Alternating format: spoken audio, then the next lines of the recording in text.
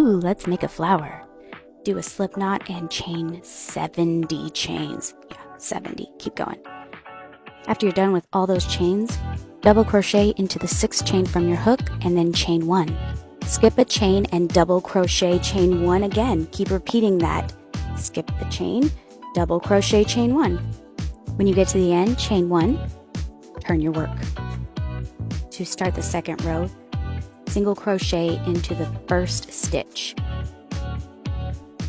Follow that up with a chain 5. After you get done with your chain 5, you're going to put your hook through the little things in the front here on your single crochet.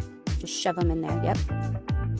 Slip stitch into your chain 5. And that's your first little flower nub thingy there.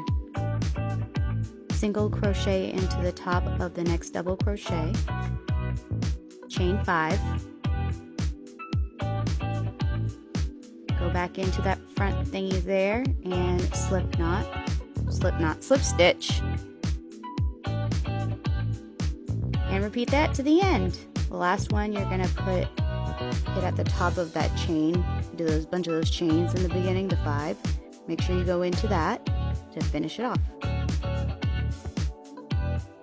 Cut, tie off, and we're gonna roll. You roll it and you roll it.